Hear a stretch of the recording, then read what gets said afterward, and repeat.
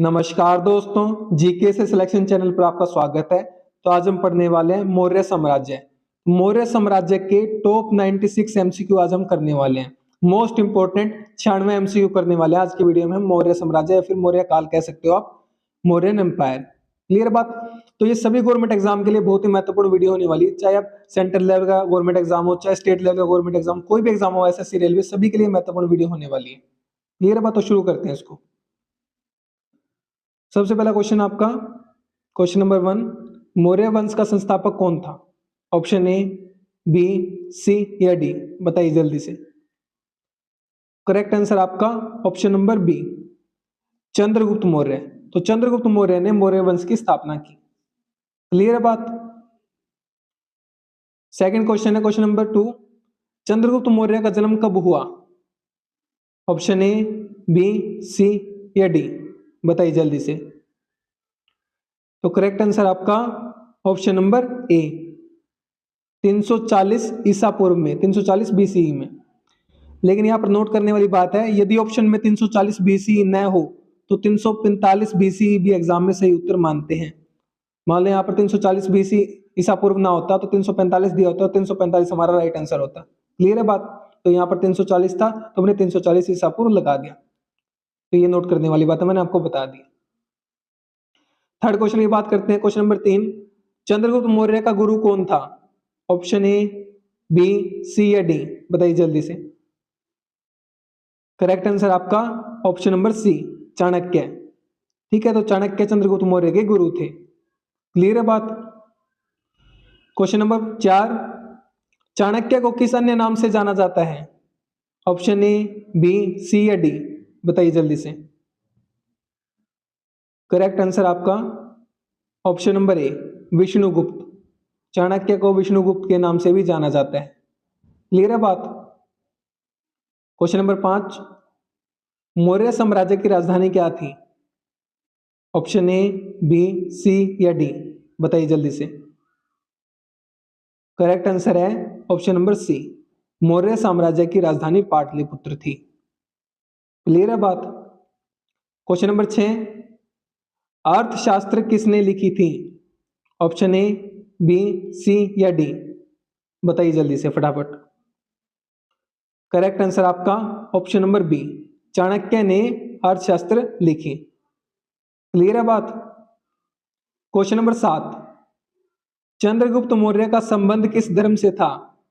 Option A, B, सी या D, बताइए फटाफट। करेक्ट आंसर आपका चंद्रगुप्त मौर्य का संबंध जैन धर्म से था। Option B. क्लियर है बात। क्वेश्चन नंबर 8 है, चंद्रगुप्त मौर्य की मृत्यु कहां हुई थी?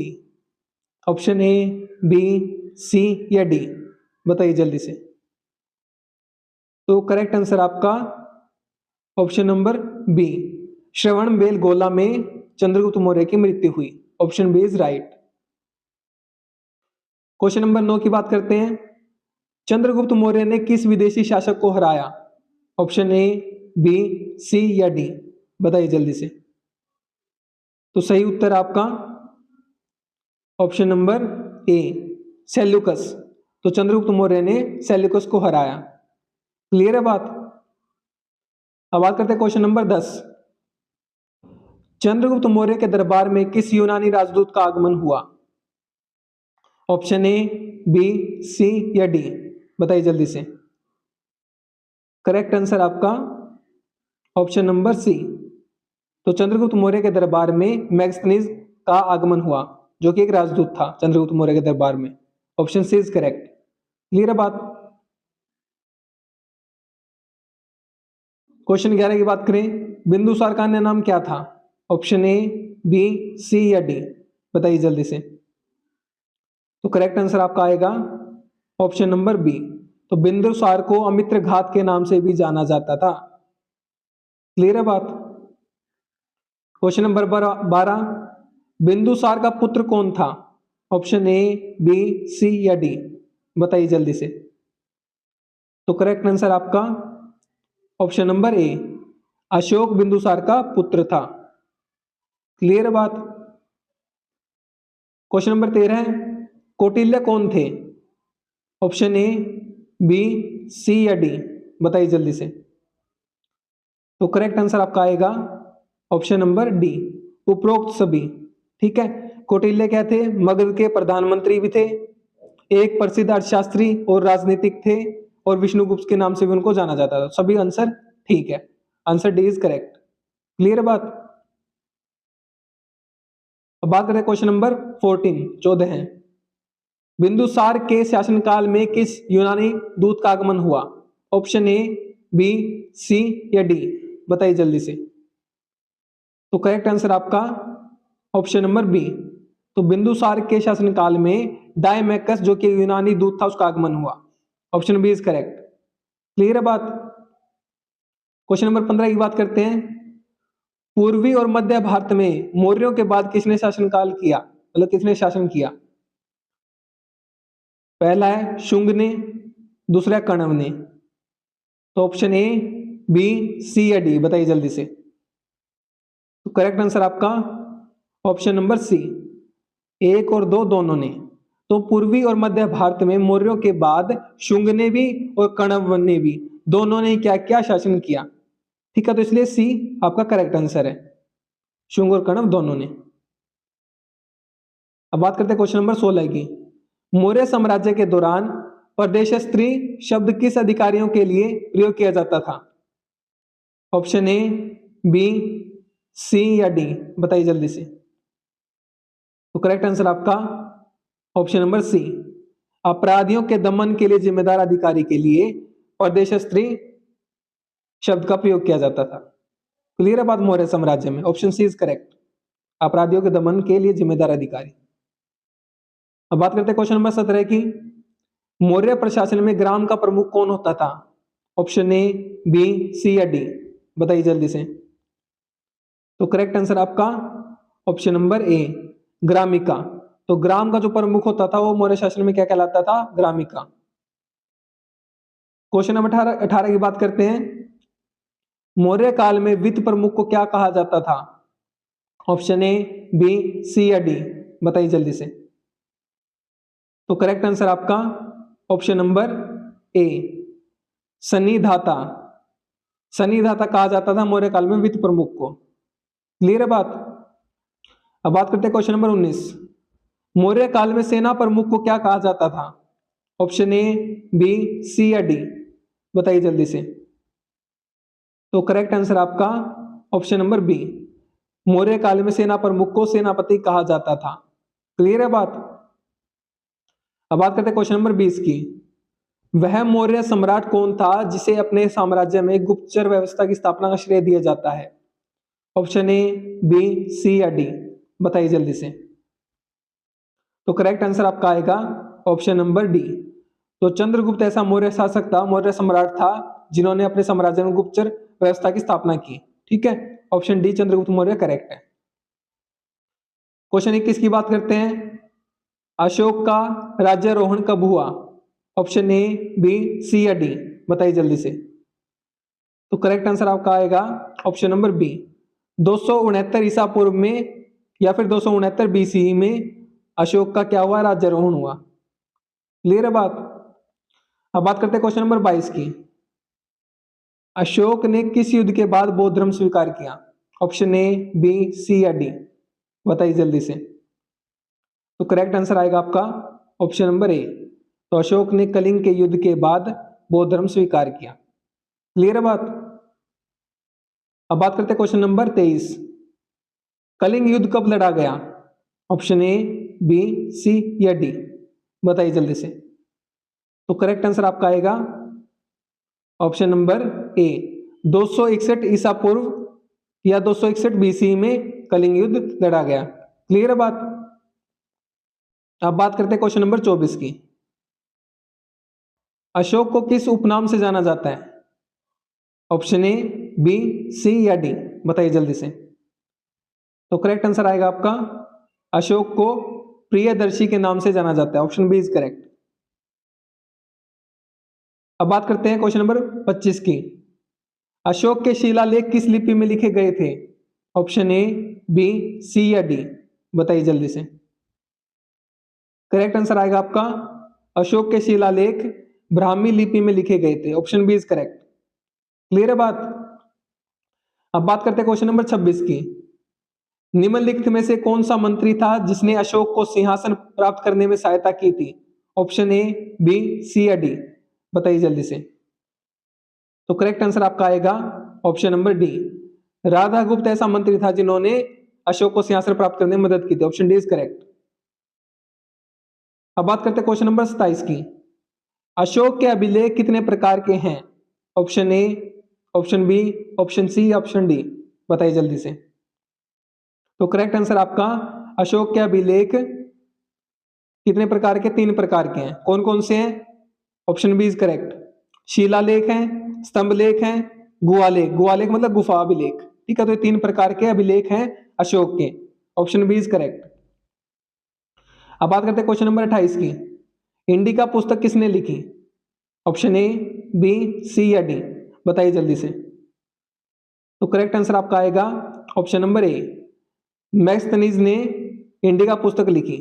Option A is correct, Megasthenes. ठीक है। अब बात करते हैं क्वेश्चन नंबर 29। कलिंग युद्ध का उल्लेख किस अशोक के किस अभिलेख में है? ऑप्शन ए, बी, सी या डी? बताइए जल्दी से। तो करेक्ट आंसर आपका ऑप्शन ए, 13वां शिलालेख। तो कलिंग युद्ध का उल्लेख अशोक के 13वें शिलालेख में। क्लियर है बात। अब बात करते हैं क्वेश्चन नंबर 30। अशोक के मुख्य अभिलेखों की भाषा क्या थी? ऑप्शन ए, बी, सी या डी? बताइए जल्दी से। तो करेक्ट आंसर आपका ऑप्शन नंबर डी। तो अशोक के मुख्य अभिलेखों की भाषा क्या थी? प्राकृत भाषा थी। अब बात करते हैं क्वेश्चन नंबर 31। मौर्य वंश का अंतिम शासक कौन था? ऑप्शन ए, बी, सी या डी? तो करेक्ट आंसर आपका option number B, Brihadrath. Brihadrath आपका मौर्य वंश का अंतिम शासक था। क्लियर है बात। अब बात करते हैं क्वेश्चन नंबर 32। किसने मौर्य वंश का अंत किया? ऑप्शन ए, बी, सी या डी? बताइए जल्दी से। करेक्ट आंसर आपका option number C, Pushyamitra Shunga ने मौर्य वंश का अंत किया। Option C is correct. अब बात करते हैं क्वेश्चन नंबर 33। बृहदर्थ की हत्या कब हुई? ऑप्शन ए, बी, सी या डी? बताइए जल्दी से। तो करेक्ट आंसर आपका ऑप्शन नंबर ए, 185 ईसा पूर्व में बृहदर्थ की हत्या हुई।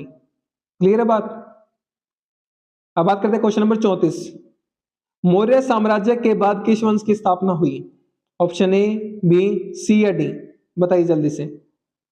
तो करेक्ट आंसर आपका ऑप्शन नंबर ए, शुंग। तो मौर्य साम्राज्य के बाद शुंग वंश की स्थापना हुई। क्लियर है बात। अब बात करते हैं क्वेश्चन नंबर 35। पुष्यमित्र शुंग कौन था? ऑप्शन ए, बी, सी या डी? बताइए जल्दी से। तो करेक्ट आंसर आपका ऑप्शन नंबर बी, शुंग वंश का संस्थापक। तो शुंग वंश का संस्थापक अगर पूछा जाए तो कौन था? पुष्यमित्र शुंग। अब बात करते हैं क्वेश्चन नंबर 36। मौर्य साम्राज्य में बिक्री कर के रूप में विक्रय मूल्य का कितना भाग लिया जाता था? ऑप्शन ए, बी, सी या डी? बताइए जल्दी से।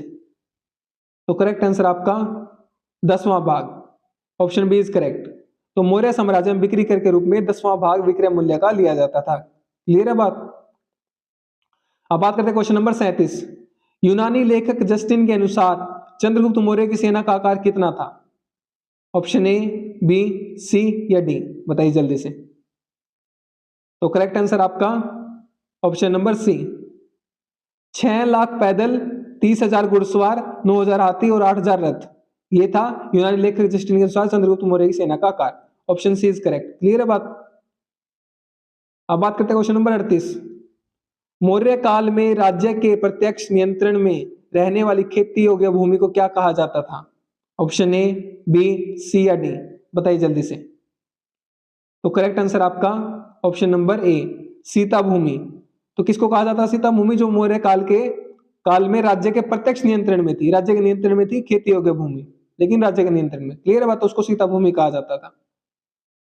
अब बात करते हैं क्वेश्चन नंबर 39। मौर्य काल में बिना सिंचाई वाली कृषि भूमि को क्या कहा जाता था? ऑप्शन ए, बी, सी या डी? बताइए जल्दी से। तो करेक्ट आंसर आपका ऑप्शन नंबर ए, अदेव मातृक भूमि। Option A is correct. तो मौर्य काल में बिना सिंचाई वाली कृषि भूमि को क्या कहा जाता था? अदेव मातृक भूमि। क्लियर है बात? अब बात करते हैं क्वेश्चन नंबर 40। मेगस्थनीज ने भारतीय समाज को कितने वर्गों में बांटा? ऑप्शन ए, बी, सी या डी, बताइए जल्दी से। तो करेक्ट आंसर आपका ऑप्शन नंबर बी।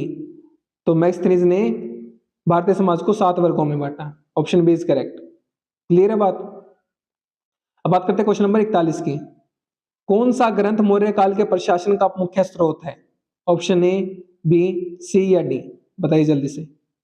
तो करेक्ट आंसर आपका ऑप्शन नंबर ए, अर्थशास्त्र। तो अर्थशास्त्र एक ऐसा ग्रंथ है जो मौर्य काल के प्रशासन का मुख्य स्रोत है। क्वेश्चन नंबर 42 की बात करते हैं।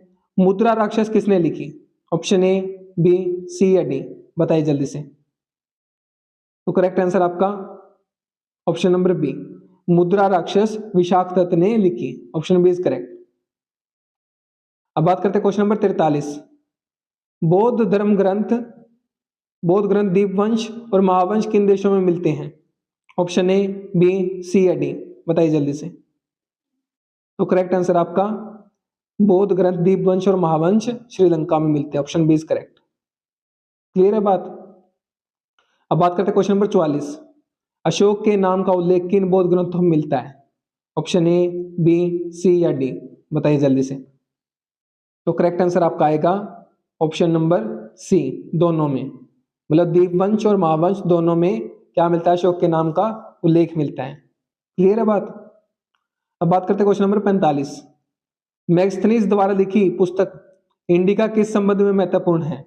ऑप्शन ए, बी, सी या डी, बताइए जल्दी से। तो करेक्ट आंसर आपका ऑप्शन नंबर बी, मौर्य काल के सामाजिक और आर्थिक संगठन के संबंध में महत्वपूर्ण है मेगस्थनीज द्वारा लिखी इंडिका पुस्तक। Option B is correct. Clear है बात? अब बात करते हैं क्वेश्चन नंबर 46। अशोक ने कलिंग युद्ध के बाद किस नीति को अपनाया? ऑप्शन ए, बी, सी या डी, बताइए जल्दी से। तो करेक्ट आंसर आपका ऑप्शन नंबर बी, धर्म प्रचार नीति को। तो अशोक ने कलिंग युद्ध के बाद धर्म प्रचार नीति को अपनाया। अब बात करते हैं क्वेश्चन नंबर 47। अशोक के किस अभिलेख में धार्मिक सहिष्णुता का संदेश दिया गया है? ऑप्शन ए, बी, सी या डी, बताइए जल्दी से। तो करेक्ट आंसर आपका अशोक के 12वें शिलालेख में क्या दिया गया आपको? सहिष्णुता, धार्मिक सहिष्णुता का संदेश दिया गया है। क्लियर है बात? अब बात करते हैं पीडीएफ नोट्स और अपडेट्स के बारे में।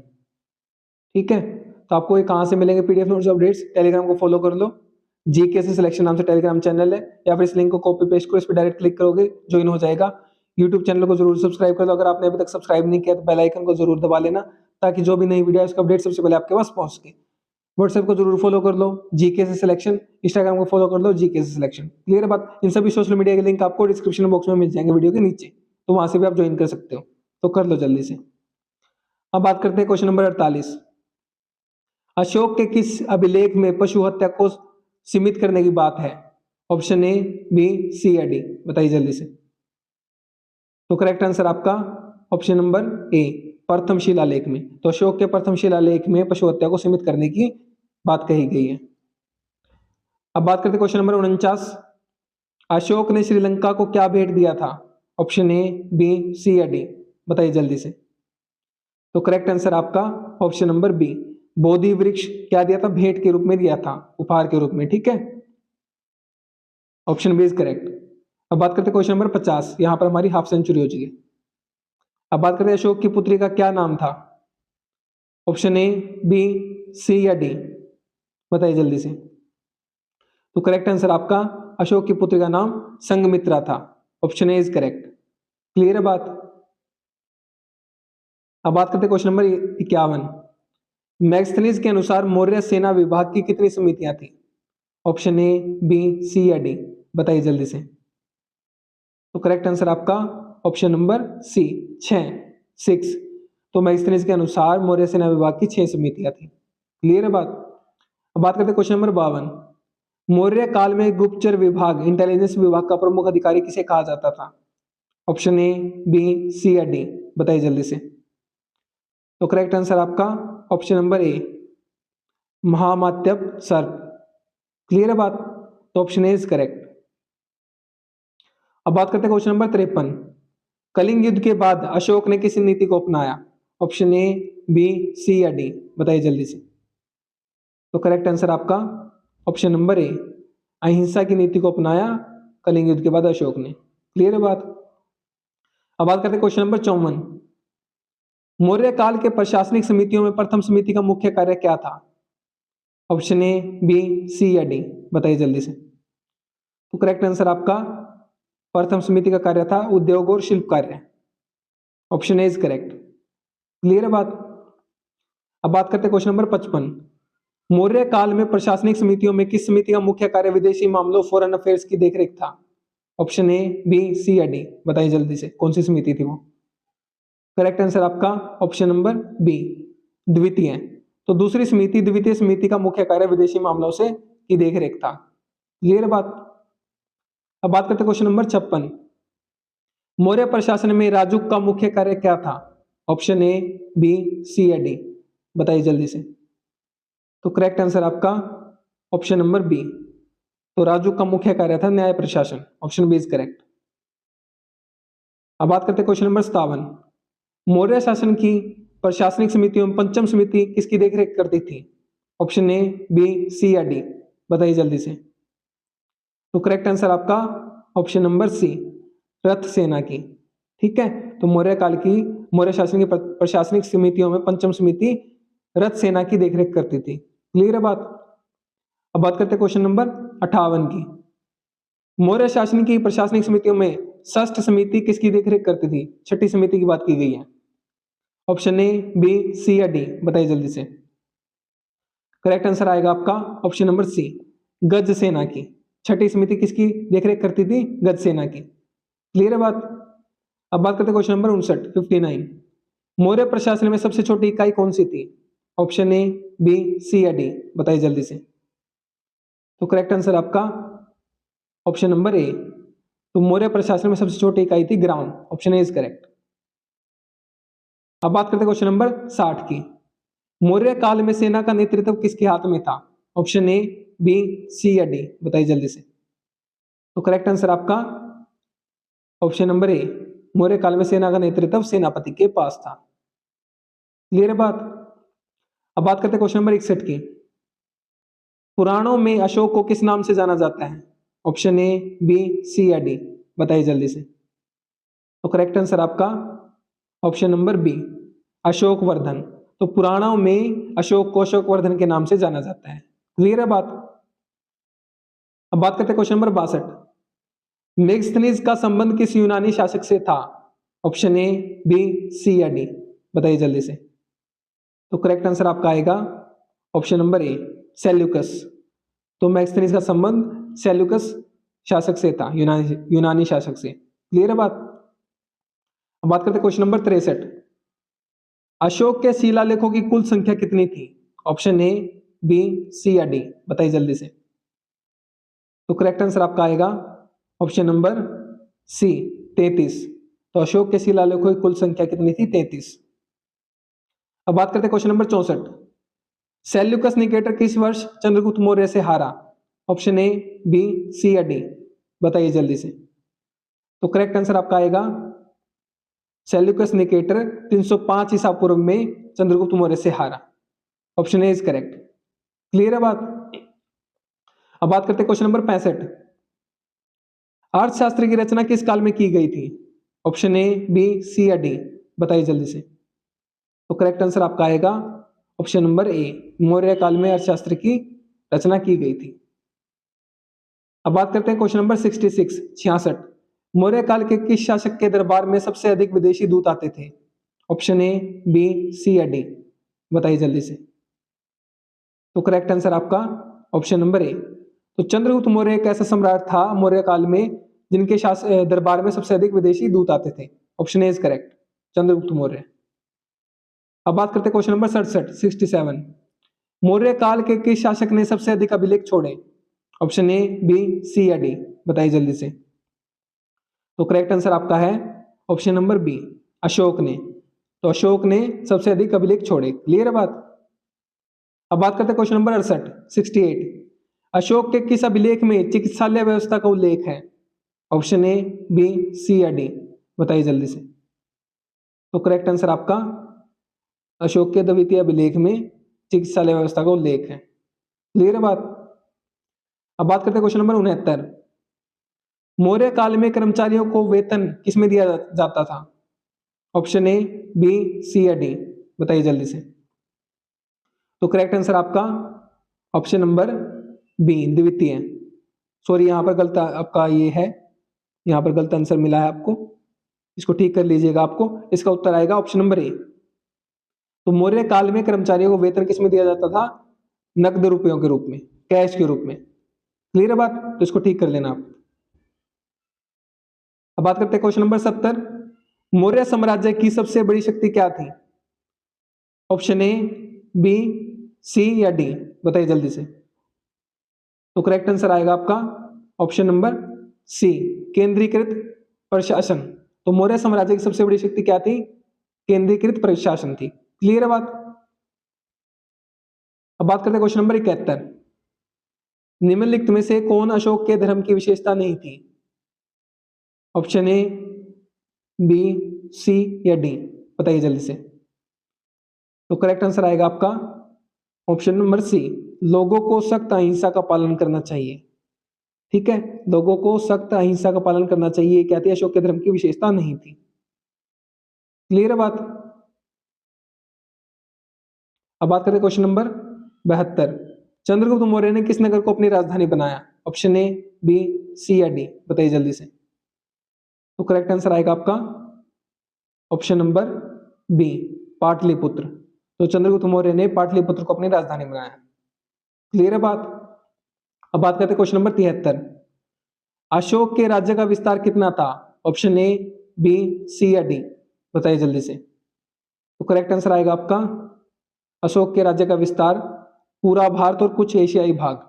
ठीक है, ऑप्शन डी इज करेक्ट। पूरा भारत था और कुछ एशियाई भाग भी था अशोक के राज्य के विस्तार के रूप में। क्लियर है बात? अब बात करते हैं क्वेश्चन नंबर 74। मौर्य काल की सबसे महत्वपूर्ण विशेषता क्या थी? ऑप्शन ए, बी, सी या डी, बताइए जल्दी से। तो करेक्ट आंसर आएगा आपका ऑप्शन नंबर बी, एकीकृत साम्राज्य। ठीक है, ये मौर्य काल की सबसे महत्वपूर्ण विशेषता थी। अब बात करते हैं क्वेश्चन नंबर 75। अशोक ने किस धर्म का प्रचार किया? ऑप्शन ए, बी, सी या डी, बताइए जल्दी से। तो करेक्ट आंसर आएगा आपका ऑप्शन नंबर सी, तो अशोक ने बौद्ध धर्म का प्रचार किया। क्लियर है बात? अब बात करते हैं क्वेश्चन नंबर 76। मौर्य साम्राज्य का विस्तार किस दिशा में सबसे अधिक था? ऑप्शन ए, बी, सी या डी, बताइए जल्दी से। तो करेक्ट आंसर आएगा आपका ऑप्शन नंबर बी, दक्षिण में। तो मौर्य साम्राज्य का विस्तार किस दिशा में सबसे अधिक था? दक्षिण दिशा में। अब बात करते हैं क्वेश्चन नंबर 77। चंद्रगुप्त मौर्य के बाद किसने गद्दी संभाली? ऑप्शन ए, बी, सी या डी, बताइए जल्दी से। तो करेक्ट आंसर आएगा आपका ऑप्शन नंबर बी, बिंदुसार। तो बिंदुसार ने चंद्रगुप्त मौर्य के बाद गद्दी संभाली। क्लियर है बात? अब बात करते हैं क्वेश्चन नंबर 78। मौर्य साम्राज्य की विरासत क्या रही? ऑप्शन ए, बी, सी या डी, बताइए जल्दी से। तो करेक्ट आंसर आपका ऑप्शन नंबर डी, उपरोक्त सभी। ठीक है, सैन्य प्रणाली भी उनकी विरासत रही, ठीक है, प्रशासनिक व्यवस्था भी रही और धार्मिक परिवर्तन भी रहा। तो ये सभी उत्तर आएंगे। क्लियर है बात? अब बात करते हैं क्वेश्चन नंबर 79, 79। चंद्रगुप्त मौर्य ने मगध की राजधानी पाटलिपुत्र पर कब अधिकार किया? ऑप्शन ए, बी, सी या डी, बताइए जल्दी से। तो करेक्ट आंसर आएगा आपका ऑप्शन नंबर सी, 322 ईसा पूर्व में, 322 बीसी में। ऑप्शन सी, चंद्रगुप्त मौर्य ने मगध की राजधानी पाटलिपुत्र पर अधिकार किया। क्लियर है बात? अब बात करते हैं क्वेश्चन नंबर 80। बिंदुसार मगध की गद्दी पर कब बैठा? ऑप्शन ए, बी, सी या डी, बताइए जल्दी से। तो करेक्ट आंसर आएगा आपका बिंदुसार मगध की गद्दी पर 297 ईसा पूर्व में बैठा। क्लियर बात? Option B is correct. अब बात करते हैं क्वेश्चन नंबर 81। अमित्र घात का अर्थ क्या है? ऑप्शन ए, बी, सी या डी, बताइए जल्दी से। तो करेक्ट आंसर आपका अमित्र घात का अर्थ है शत्रु विनाशक। Option B is correct. Clear है बात? अब बात करते हैं क्वेश्चन नंबर 82। बिंदुसार किस संप्रदाय का अनुयायी था? ऑप्शन ए, बी, सी या डी, बताइए जल्दी से। तो करेक्ट आंसर आएगा आपका ऑप्शन नंबर डी, आजीविक संप्रदाय का। तो बिंदुसार आजीविक संप्रदाय का अनुयायी था। अब बात करते हैं क्वेश्चन नंबर 83। जैन ग्रंथों में बिंदुसार को किस नाम से पुकारा गया है? ऑप्शन ए, बी, सी या डी, बताइए जल्दी से। तो करेक्ट आंसर आपका आएगा option number B, Singhsen. Singhsen के नाम से बिंदुसार को जैन ग्रंथों में पुकारा गया है। अब बात करते हैं क्वेश्चन नंबर 84। राज्याभिषेक के समय अशोक कहाँ का राज्यपाल था? ऑप्शन ए, बी, सी या डी, बताइए जल्दी से। तो करेक्ट आंसर आएगा आपका राज्यपाल के समय अशोक अवंती का राज्यपाल था। Option C is correct. Clear है बात? अब बात करते हैं क्वेश्चन नंबर 85। पुराणों में अशोक को किस नाम से पुकारा गया है? ऑप्शन ए, बी, सी या डी, बताइए जल्दी से। तो करेक्ट आंसर आपका पुराणों में अशोक को अशोक वर्धन के नाम से पुकारा गया। Option B is correct. Clear है बात? अब बात करते हैं क्वेश्चन नंबर 86। अशोक ने कलिंग पर आक्रमण कब किया था? ऑप्शन ए, बी, सी या डी, बताइए जल्दी से। तो करेक्ट आंसर आएगा आपका ऑप्शन नंबर सी, राज्याभिषेक के 8वें वर्ष। तो राज्याभिषेक के 8वें वर्ष अशोक ने कलिंग पर आक्रमण किया। अब बात करते हैं क्वेश्चन नंबर 87। अशोक को बौद्ध धर्म की दीक्षा देने का श्रेय किसको है? ऑप्शन ए, बी, सी या डी, बताइए जल्दी से। तो करेक्ट आंसर आएगा आपका ऑप्शन नंबर बी। तो अशोक को बौद्ध धर्म की दीक्षा देने का श्रेय किसको जाता है? उपगुप्त को जाता है। ठीक है, option B is correct, Upagupta. Clear है बात? अब बात करते हैं क्वेश्चन नंबर 88। सम्राट अशोक के शिलालेखों को सबसे पहले किसने पढ़ा या डिसाइफर किया? क्लियर बात? तो ऑप्शन ए, बी, सी या डी, बताइए जल्दी से। करेक्ट आंसर आएगा आपका option number B, James Prinsep. James Prinsep ने अशोक के शिलालेखों को सबसे पहले डिसाइफर किया या फिर पढ़ा। क्लियर बात? अब बात करते हैं क्वेश्चन नंबर 89। अशोक के कौन से शिलालेख में पशु बलि की निंदा की गई है? ऑप्शन ए, बी, सी या डी, बताइए जल्दी से। तो करेक्ट आंसर आएगा आपका ऑप्शन नंबर बी, पहले शिलालेख में। अशोक के पहले शिलालेख में पशु बलि की निंदा की गई है। बात करते हैं क्वेश्चन नंबर 90। अशोक के अभिलेखों की मुख्य लिपियां कौन सी थी? ऑप्शन ए, बी, सी या डी, बताइए जल्दी से। तो अशोक के अभिलेखों की मुख्य लिपियां थी, करेक्ट आंसर आपका option D, Brahmi, Kharosthi, Greek और Aramaic. Option D is correct. Clear बात? ब्राह्मी, खरोष्टी, ग्रीक और अरमाइक अशोक के अभिलेखों की मुख्य लिपियां थी। अब बात करते हैं क्वेश्चन नंबर 91। मौर्य वंश का शासनकाल कुल कितने वर्षों तक रहा? ऑप्शन ए, बी, सी या डी, बताइए जल्दी से।